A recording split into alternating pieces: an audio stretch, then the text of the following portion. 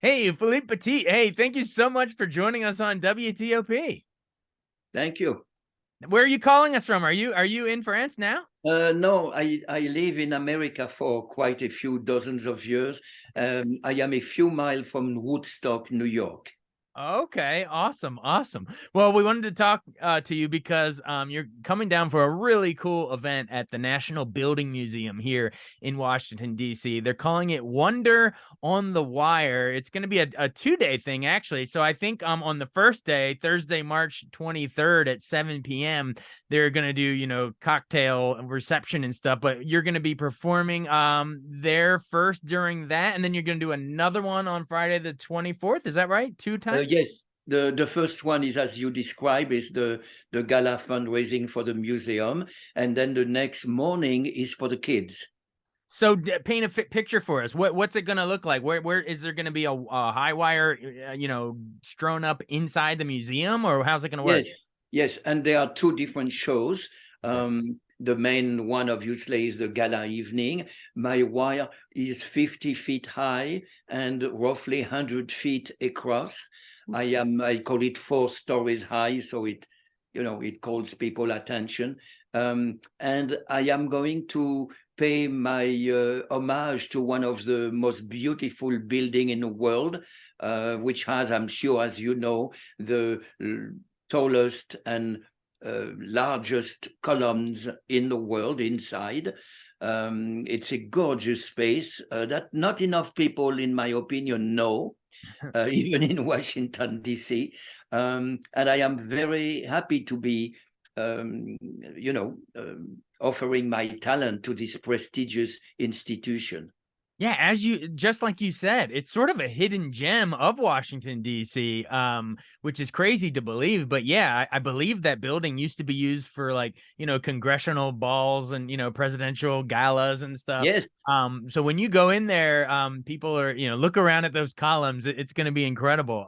Now when you're on the wire though, do you have time to appreciate the majesty, or are you sort of like locked in? Like, are you like in a place of Zen where you don't really even get to take that all in? I, I am in a place of self-made Zen, and I found out that the best equilibrium for focus is not to forget the world around you, is to Ah. keep your antennas open. But obviously, my entire being, my entire body and soul is focused on that wire. But by experience, I can smell, I can hear, I can see all around me.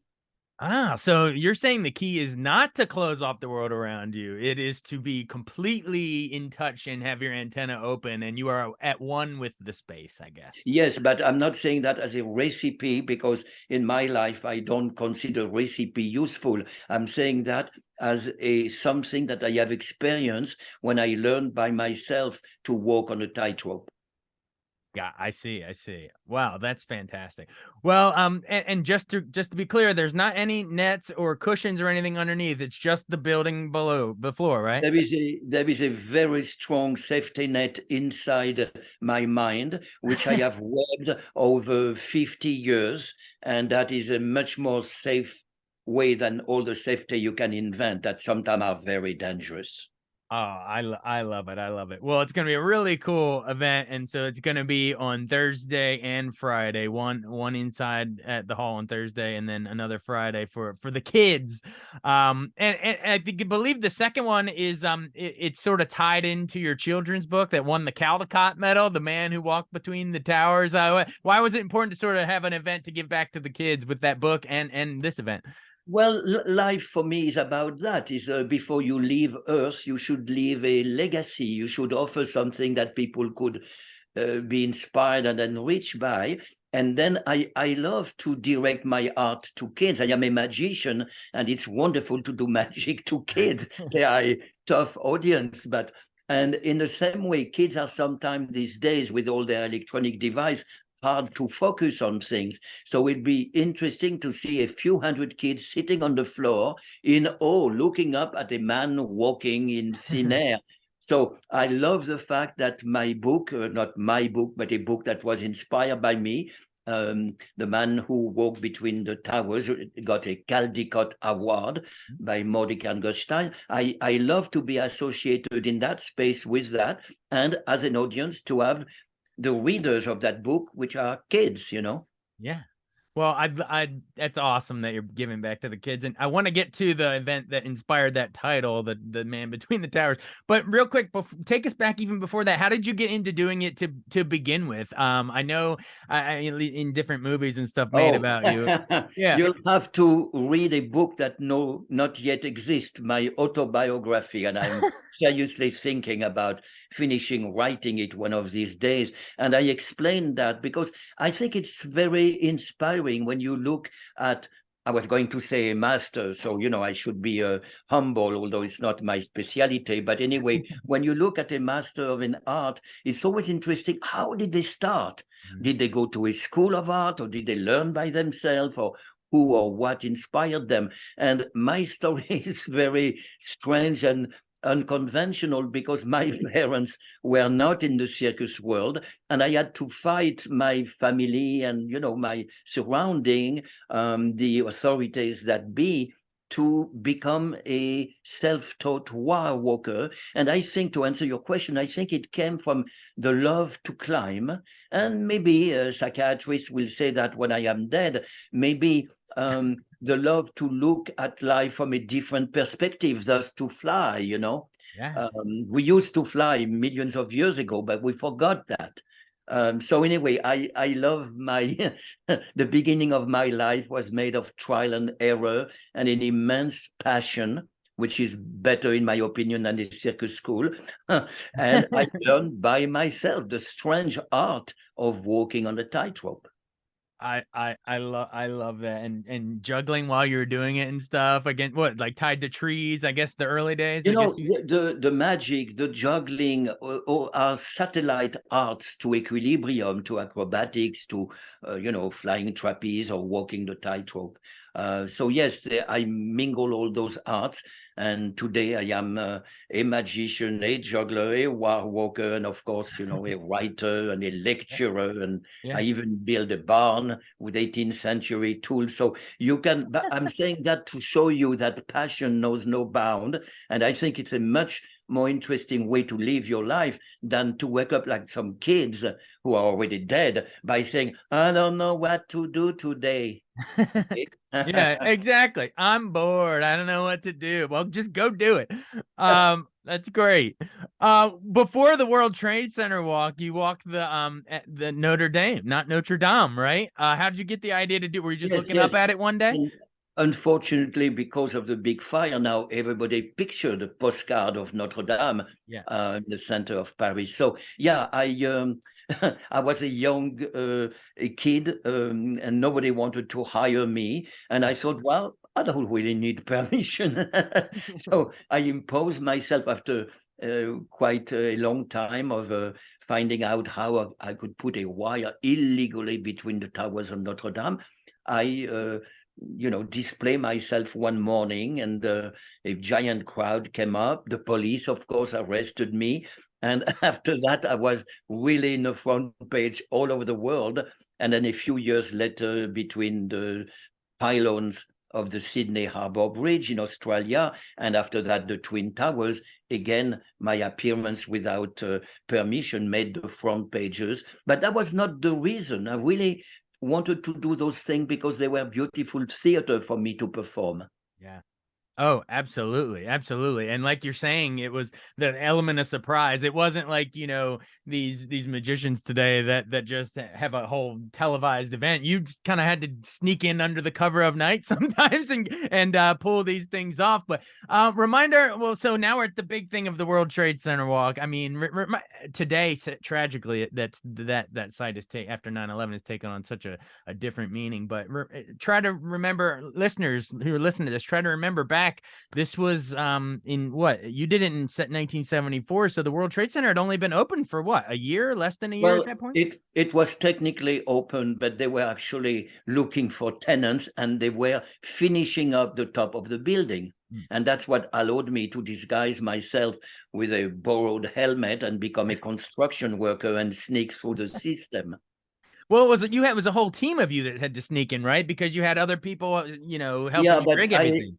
I can assure you that it was not a James Bond type of team. It was like friends found from the sidewalk, or somebody bump into the elevator of a building by accident. It was Yeah. really. I wrote a book about that, and obviously you've seen Man on Wire. Uh, Great documentary, one of the best and ever. yeah, and there's a Zemeckis movie, The Walk, and those films tell pretty much the story of what happened. So it's a very long story, but Yeah. again, it's made out of passion and enthusiasm and refusing to take no for an answer and working on making your dreams come true.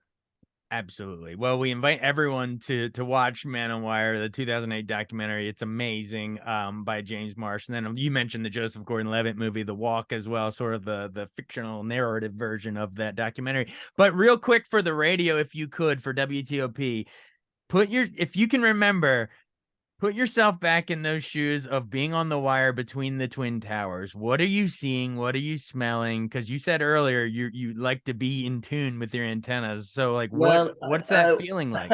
I made a very important discovery for mankind. I discovered that the Earth is round because as I look at the horizon past the Verrazano Bridge, I could see the faint line um, between the sky and the sea, and it was not a straight horizontal line. It was slightly curved. So I realized after Galileo, many 100 years later, oh, our planet is a sphere.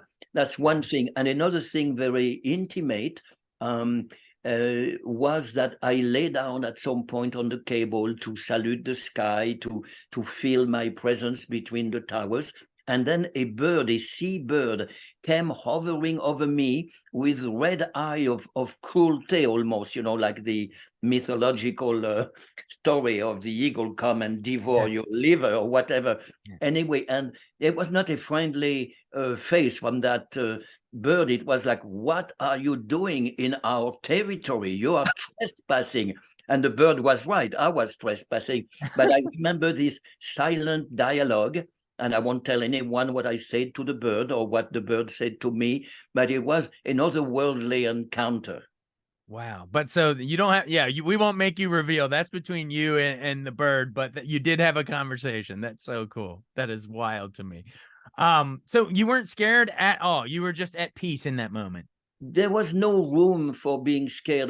I had to be very attentive to walking that unknown wire. When I say unknown in a regular performance, I go and check the two anchor points before to start the show. But here I couldn't fly to the North Tower and see Yeah. what my friends who were not riggers had done to help me. So for the first third of the crossing, it was a very dramatic learning for me.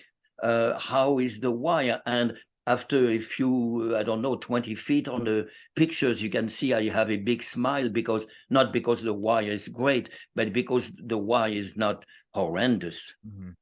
Absolutely. Well, it is an all-time moment that made you the most famous high wire walker ever. And then you have such a great memory of this, and then flash forward 30 years, and tragically one of the most horrific events in human history, 9/11. When you're watching those towers come down, you must have had, I mean, we all were shocked, but you, Philippe Petit, must have had a completely different reaction, having been so connected to that. I mean, what's going through your mind when Yes, this happened? yes, of course, but one can easily imagine, my feeling of me losing the monument that I would call my towers. Now I would say our towers, of course, but you cannot compare this soul-like feeling of losing a structure with losing thousands of human lives. So I have decided in front of the press to keep those two things separate. I think that's probably smart. Yeah, all the families that lost loved ones, there's just no comparison.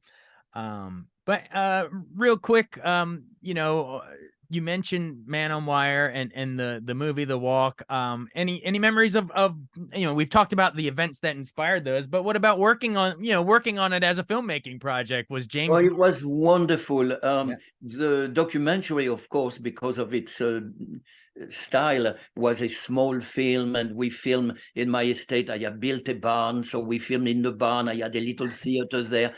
And then the Zemeckis was the opposite. It was Hollywood in all its grandeur. Yeah.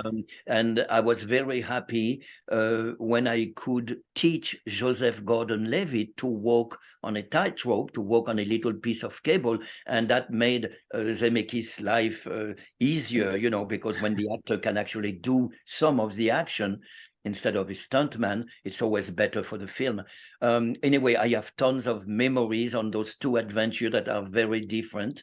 And yes. That's cool. You trained him to actually walk on the wire. Yeah, it's better than just some, pretending he's actually wobbling a little bit, albeit, in a studio, not all the way up in the air. Well, very, very cool. Well, thank you so much for taking so much time with us to talk about this. Do you have after the National Building Museum? Do you have any other big, feats of dazzling Yes. magic? On a completely different issue, I'm going to Australia, and I'm going to street juggle in an obscure little village that is not on the map, as I did 50 years ago, when in that little village they had the equivalent of Woodstock. They had a giant festival with the hippies and and all this way of living. And I have great remembrance of that. So I'm very happy to be invited to celebrate the 50th anniversary of my street juggling in Australia. And after that, in the Hamptons, I have probably one or two performances on different kind of wires. And I am even thinking of celebrating in a very beautiful, unusual way the 50th anniversary of my walk between the Twin Towers. So more to come. We'll stay tuned. Stay tuned for that. But first, everybody check out Wonder on the Wire on Thursday, March 23rd and Friday, March 24th at the National Building Museum in DC. Final seconds. When all this is over, when your whole life story, is written, what do you want, people to remember about you? What do you hope to inspire future either wire walkers or anyone, any artists, creative people? What do you want your legacy to be? Well, it's a complex question, but basically, I think it is nice when people are inspired by your, not so much what you have done, but your spirit. And I have the spirit of somebody who breaks the rules, but not human rules, of course, more artistic rules, and somebody who move mountains to make his dreams come true. And if that is contagious, so when people says, hey, I saw your performance yesterday and now I feel nothing is impossible, that is the greatest compliment. And maybe that's what I would like to leave on Earth after I fly away and go back to my planet. So you're from another planet. All right. Oh, yeah, absolutely. You can't But tell us I what the like name of it the here planet. on Earth. It's quite nice. But What's the name of Earthian the are planet? completely insane. What's the name of the planet? Oh, no, this I cannot tell. All right, I can't tell if you're joking or not, and I don't even want to know. That's fantastic. Well, when you do fly away, maybe you can tell that bird. You can reveal what you said to that bird. But hey, thank you so much, and thanks for visiting us here on Earth. Very good, very good. Thank you. Thank you for opening the door. All right, bye.